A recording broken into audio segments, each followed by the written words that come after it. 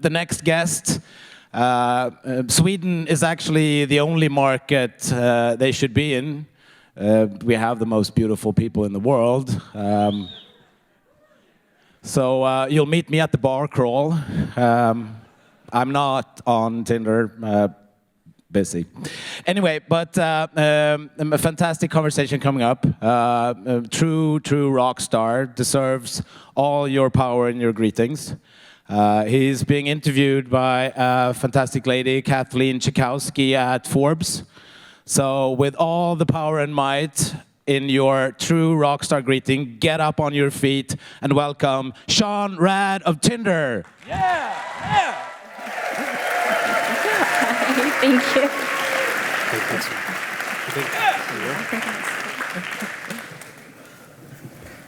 Hello. Hi, everyone. Sean, it's great You're so to chat far with away. you. I know, the distance between us. So it's been almost 5 years now since you founded Tinder. Yep. And the app has 50 million active users, and it's facilitated more than 20 billion matches. And now you're the chairman of Tinder. You recently shifted from the CEO role, and you're also the chairman of Swipe Ventures, Yep. Tinder's M&A branch. Yep. Could you kick off by walking us through the roles that you've had at Tinder so far and explaining kind of your recent transition? Yeah, so I became CEO again about 2 years ago. And when I came back in the role, I really had two things that I wanted to accomplish. One was make sure that we had a global footprint, a team that was able to think globally. What's unique about Tinder is we launched and kind of exploded all over the map day one. Most companies sort of build the foundation, the infrastructure, market, and then get customers. We had customers in every market in the world in over 196 countries and had to work backwards and build a foundation in order to think globally and sustain that. And we did that. The last 12 months, I think, was a great growth experience for the company. And also make sure that we have the income and the funding to sustain our long-term ambitions. And both of those things we're doing great on both fronts. So a few months ago, I decided to grow the company in a different way, and I'm still very involved in Tinder. I'm still the chairman of Tinder, but I strongly believe in acquisition as an avenue to grow the company because we're still a small team. We're about 250 people, but we have a lot of opportunities ahead of us, and the immediate team is really focused on the 1 year, the 2 year goals that we have, and there's a whole backlog of things to be built. And I sort of wanted to go focus freely on the next 5 year goal.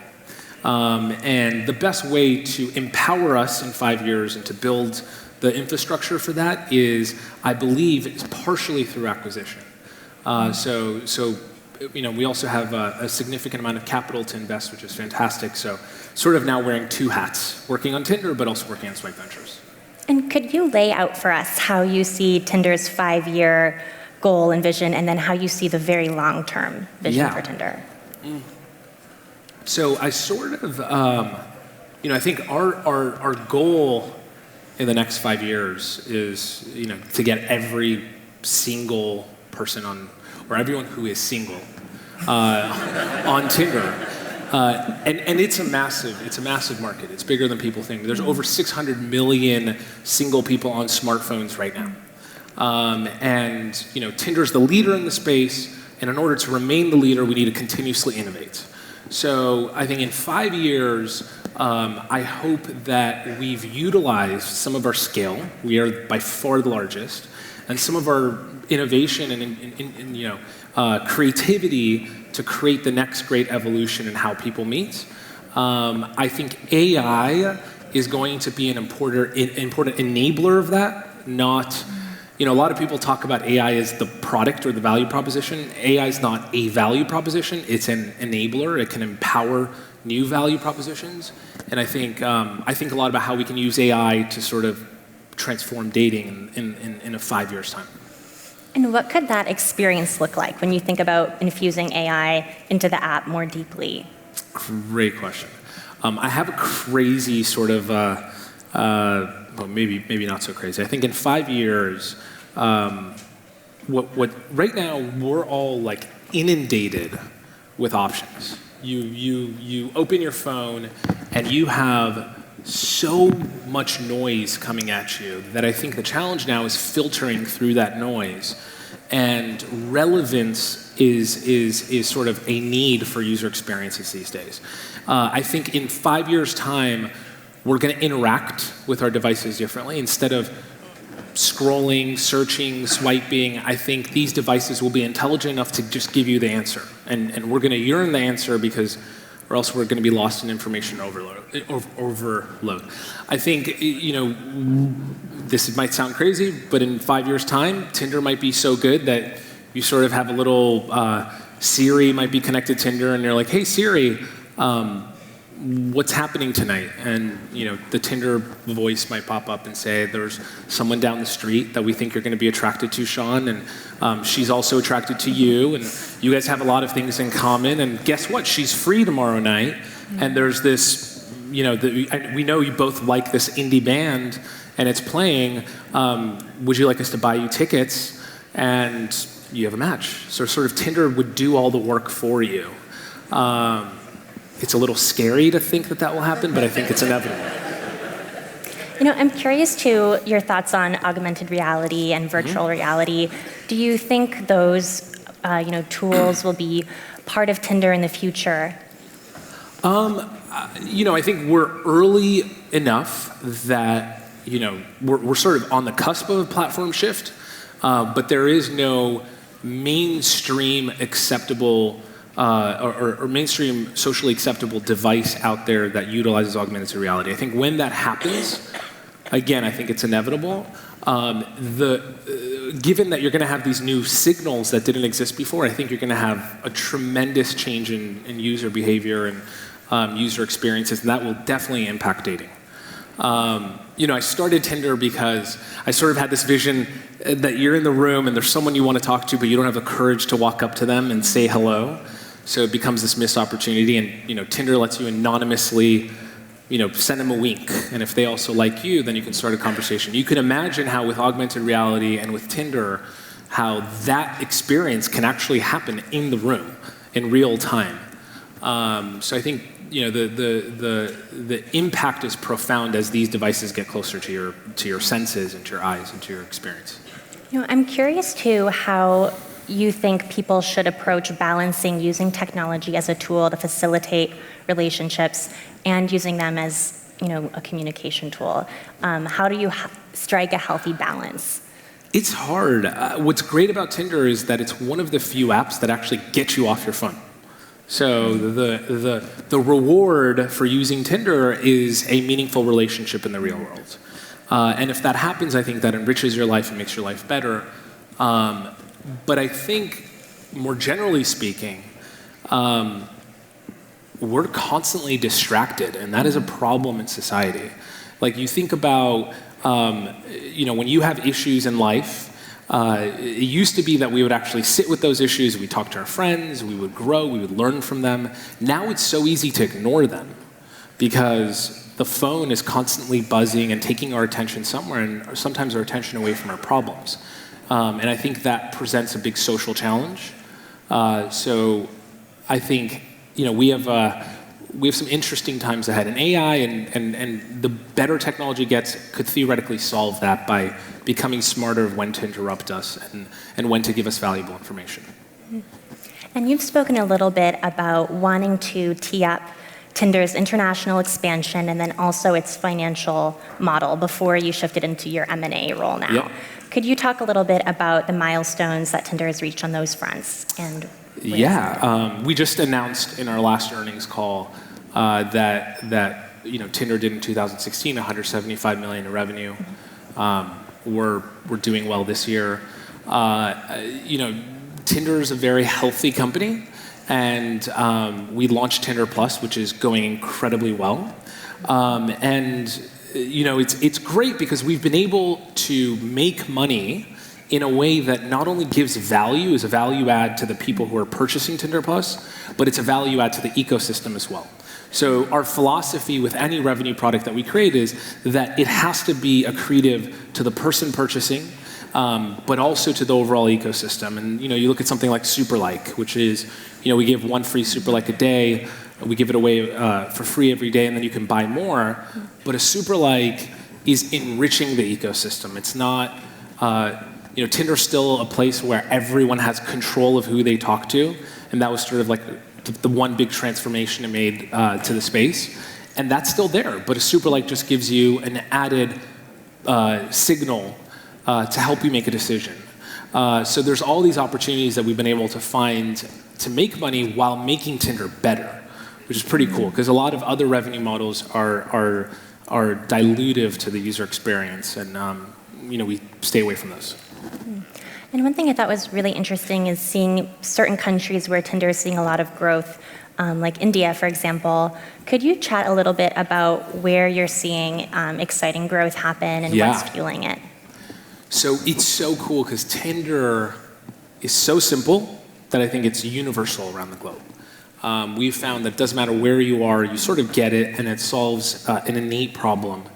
But there are cultural nuances that require us to change our thinking. For example, in India is a great example. The majority of marriages and relationships happen through family introductions. That's the socially acceptable norm of how you meet. And if you don't meet that way, it's bad. It's frowned upon in society. And so you imagine, we need to take in those cultural nuances and reflect on how our products might be different. Or how our impact on our marketing might be different in those markets. So, we've really been able to think globally, which is, it's hard to do, but it's so rewarding because, when I started this company, we thought of ourselves as a US, Los Angeles-based company. We're living in our own little bubble. And now, in everything we do, we think about the global context first. So now we're a global first company, which is a transition that took a while, but is awesome to see. And one of the tools that really helps people sign up for Tinder is Facebook login, and it's not really available or widely used in every country. What are some of the other factors that can make international expansion challenging? Yeah. Well, we are addressing the limitation of Facebook internationally. And we're going to launch different ways to log into the app. The most basic being your cell phone number. So I think if you sort of think of it as a funnel, there's a lot of people at the top of the funnel who can't even get into the door, and we need to fix that. But it's little things that we got to do better and are doing better at, which is even localization, language localization.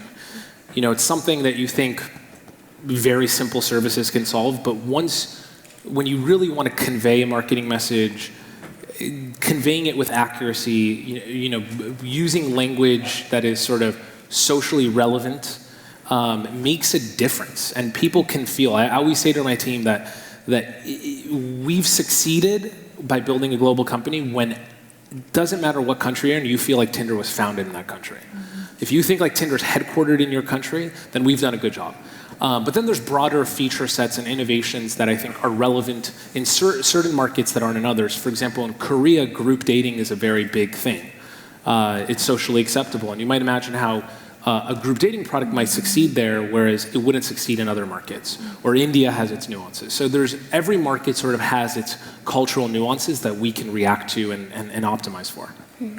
And among many users, Tinder still has somewhat of a reputation for being a hookup app compared to other dating apps.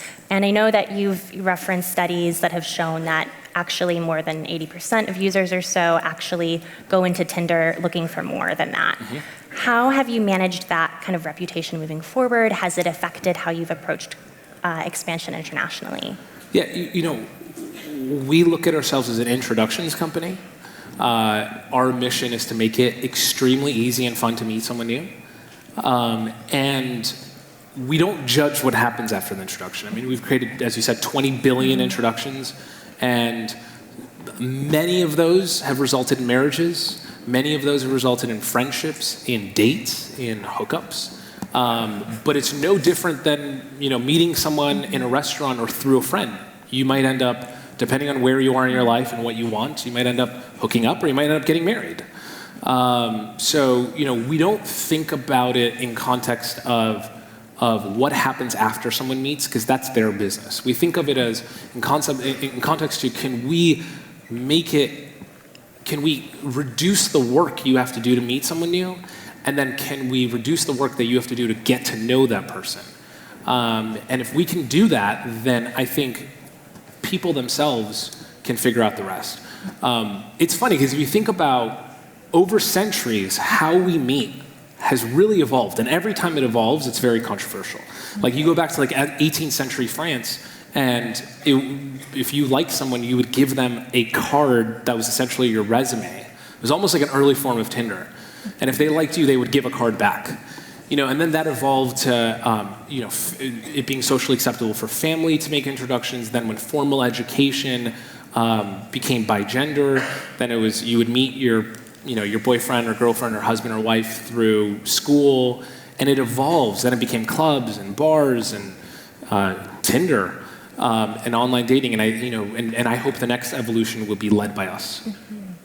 I'm curious too, when you look for investments and potential startups to acquire. Tinder recently acquired Wheel. You invested in a networking social app for women called Vina. What are you looking for right now? I think the number one thing at any stage of the business is people.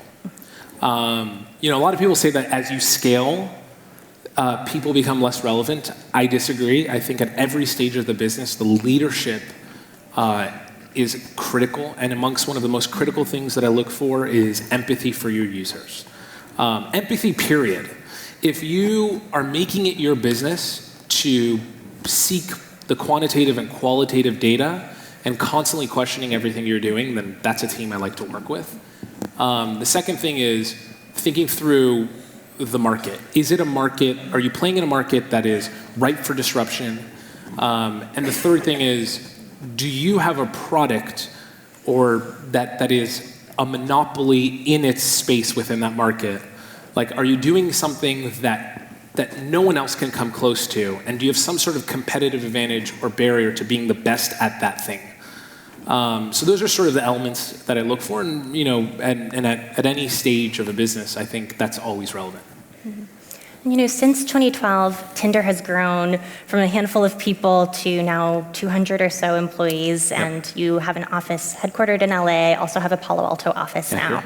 As you've grown, how have you approached building a culture that you think serves employees?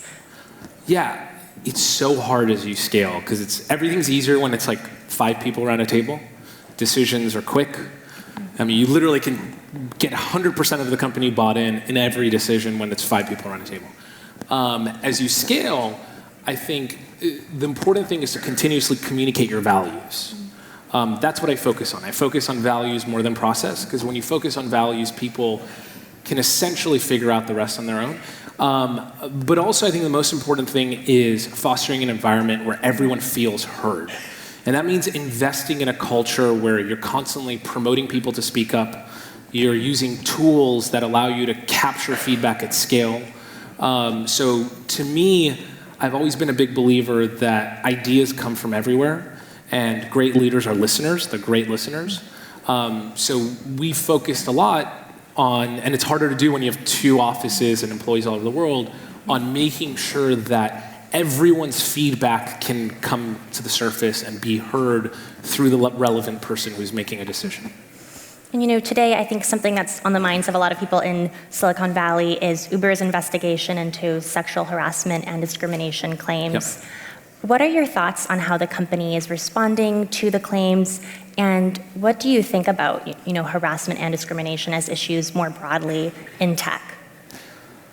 I don't want to comment on Uber because I don't know the facts. I know they're investigating, and I look forward to hearing the results of that investigation. But I mean, regardless of what the facts are, I think we all can do better. There's no question about that. Equality, gender equality, diversity needs to be a priority at every company. And it's not just because you want to meet some gender quota or you want to look cool. I think which it's become that a little bit these days. I think it's great companies are diverse at its core because the success of your business depends on it. The success of society also depends on it. But if you think about the greatest ideas at Tinder have come from all over the company, from different people at different ranks. And I think you need to promote diversity and make it a point to actually, again, like I said, listen to all voices. If you don't do that, you're not going to evolve and continuously change and be relevant as a company. So I think, again, diversity is critical to society. It's also critical to the success of these businesses. So, but again, it doesn't matter how well you're doing. I think there's always more that we can do. And from when you first started out until the past 5 years, what are some practices around building diversity and inclusion that have been working for your company? Yeah, this is a small thing, but when we have all hands, and it's a big crowd when we do our all hands, but we still to this day, and a big thing in our culture is we would have everyone present a product at the different stages of its life cycle. And we would open it up to the audience to rip it apart. And I would sort of personally poke and push people to speak up. You can sort of see it on their faces, they have something to say. And I think once you publicly show that it's okay to actually speak your mind, and doesn't matter who you are, and that even as a CEO, if someone says something harsh or difficult that you're willing to hear, I think that sets an example. So I think it's a small thing, but there's a lot of things, and like I said, you have to talk about it, you have to promote it, you have to set an example. We've had many discussions that we've just held internally on diversity, and we constantly have different team members that are extraordinarily passionate about how we can make the place more diverse, and they surface their ideas, and they form little committees and come up with ideas that they bring to me or Greg, and we're always listening. There are many entrepreneurs and founders in the room today. It would be great to hear some of your kind of greatest lessons learned or pieces of advice from first setting out and finding co-founders to work with to now managing a company with more than 100 million in revenue. I think it's funny because I feel like there's a lot of pressure for people to change the world. And every company has to change the world. And people feel that if they don't have a company that can, every entrepreneur feels like they don't have a company that can change the world, then it's worthless. Because I think a lot of startups that have changed the world have been sensationalized. The founders have been sensationalized. The problem with that is there's so much pressure, right? And if you have all that pressure, ironically, I don't think you will change the world. I mean, I think back to starting Tinder, and I'm friends with a lot of people who've started great companies, and when you hear their stories, in the moment, their goal wasn't to change the world. Their goal was to build something that they were passionate about. It just so happened that as they peeled it back, they found a foundational problem that was world-changing, but they did that through iteration and through following something they're passionate about. So I think, the biggest thing I say to people, don't worry about how big it is. Don't worry about how famous it'll make you. Worry about focusing on something that you love, because I promise it gets so hard. I mean, the faster you grow, the harder it gets. And I know this is cliche, but if you don't love what you do, you won't survive. I mean, there have been moments when I've wanted to crawl into the corner until a ball and cry.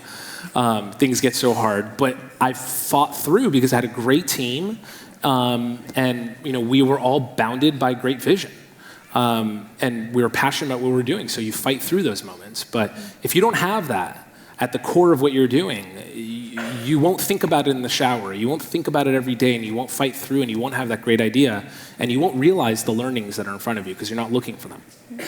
And it looks like we just have a little over a minute left, but I'm wondering too, what you see as one of the best decisions that you made early on that has helped the company, sustain the company and into business.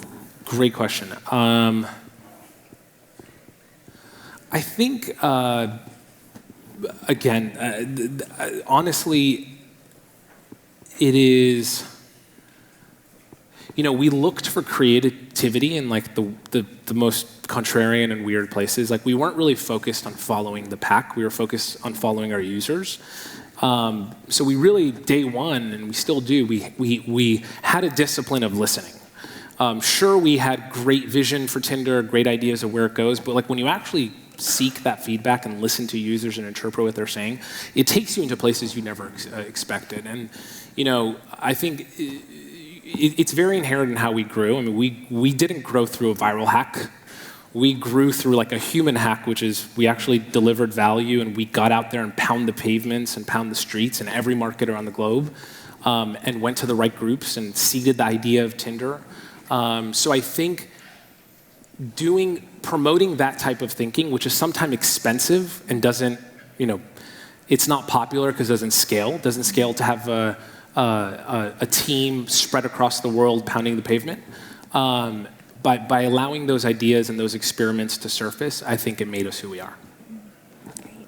Well, thank you so much for your time. Thank you. Thank you. Thank you.